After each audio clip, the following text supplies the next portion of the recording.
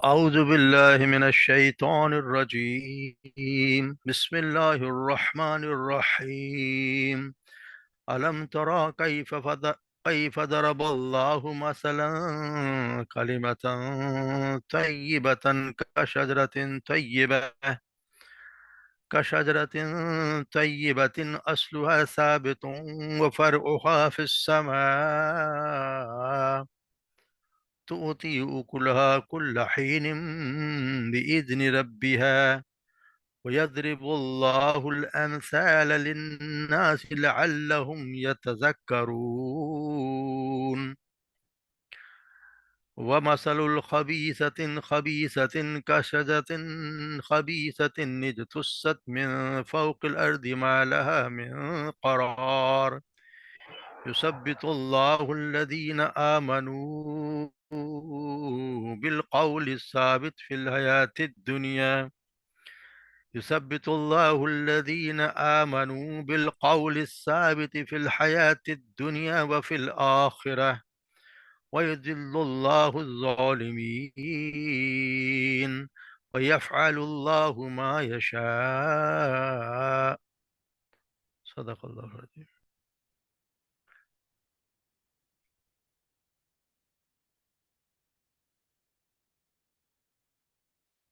अलम तरा कैफ दरब अल्लाह, क्या आपने देखा, कैफा किस तरह, दरब अल्लाह मिसाल बयान करता अल्लाह, मसला मिसाल बयान करता है, कलिमतिन तय्यबत, कलिमतिन तय्यबा, पाकीज़ा,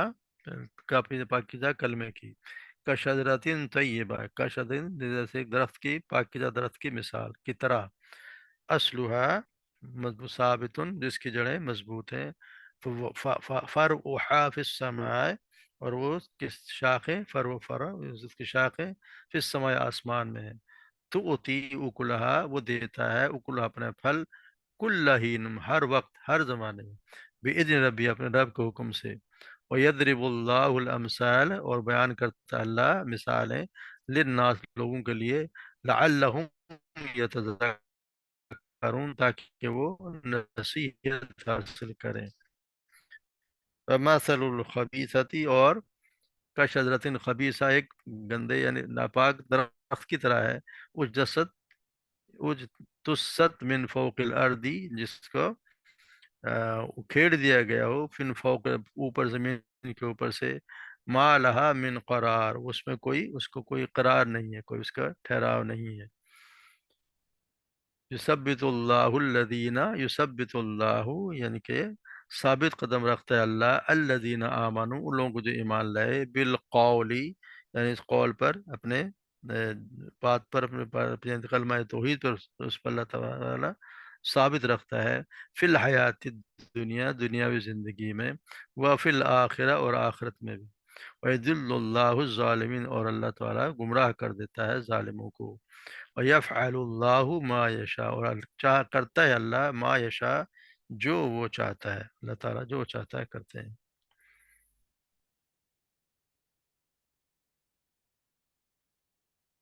यह अल्लाह तबारक व तआला ये बताया कि दो चीज़ों की मिसाल दी जा रही है। एक यहाँ पे बताया कलमाए तय्यबा की मिसाल, अल्लाह तबारक व तआला ने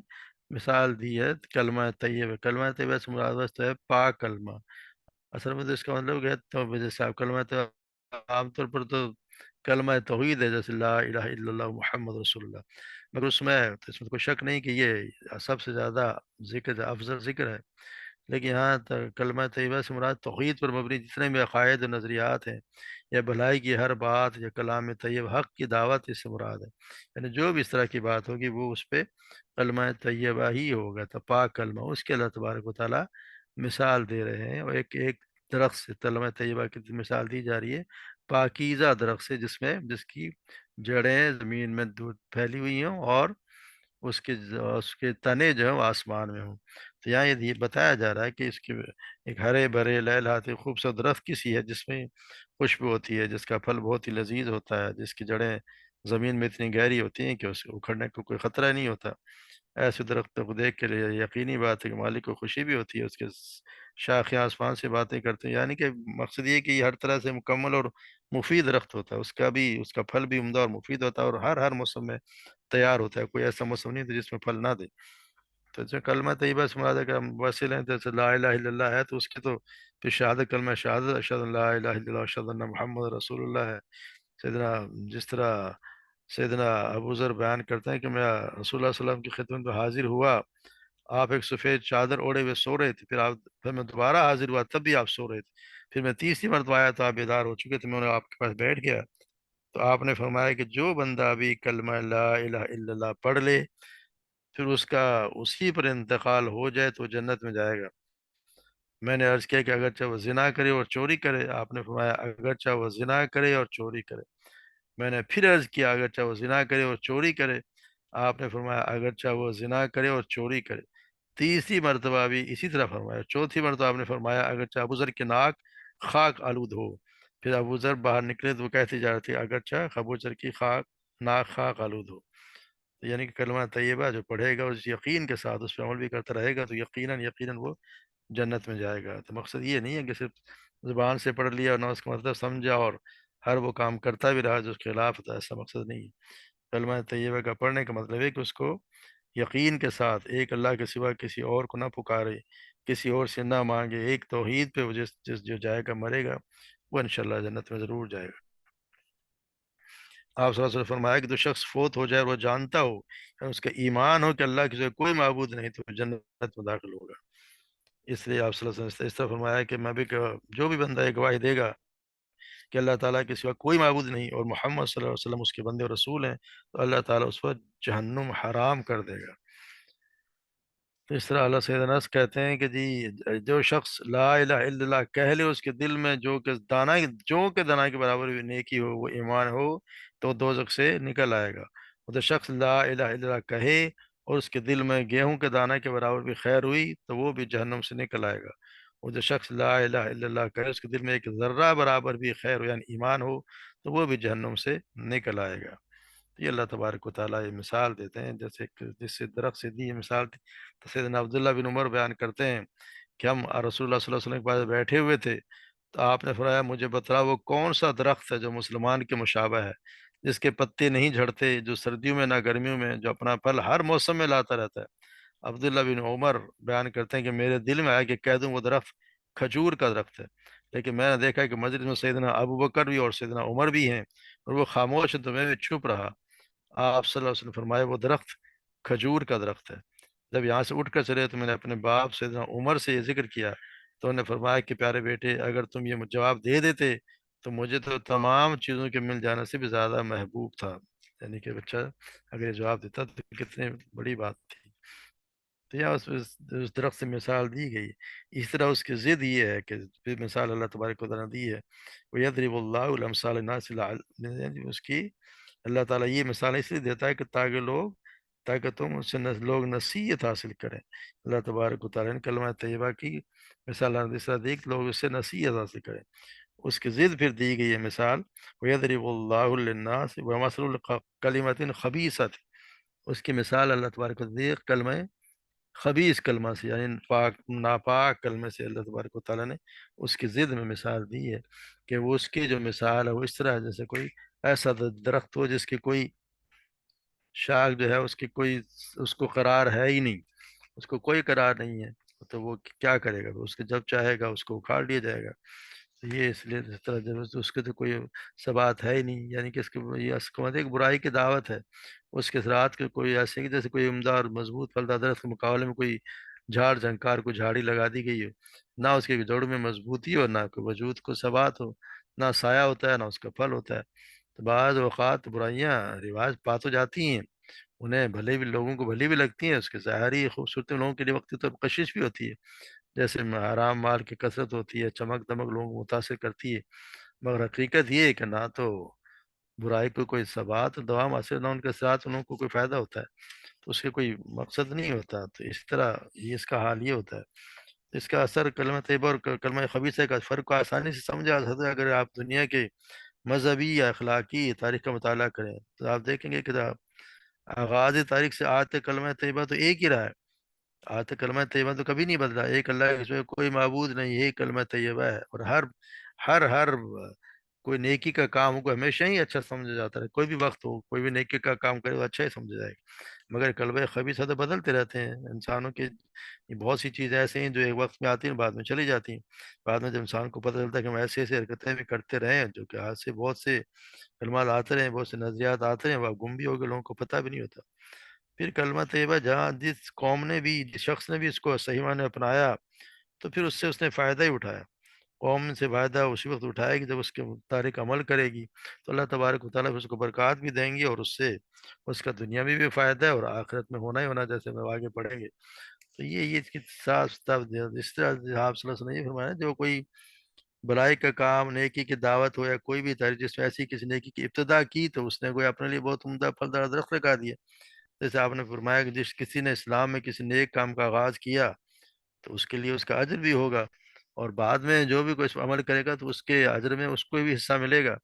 और लेकिन उसके अजर सवाब में कोई कमी नहीं होगी। ये और जिस तरह फिर इसी तरह है कि जिस किसी ने इस्लाम में किसी बुरी शय का आगाज़ किया तो उस पर उसको गुनाह भी होगा, और उसके बाद जो भी कोई उस पर अमल करेगा उसका गुनाह का बोझ भी उस पर डाल दिया जाएगा, और फिर उनके लोग गुनाहों की कोई कमी भी नहीं होगी।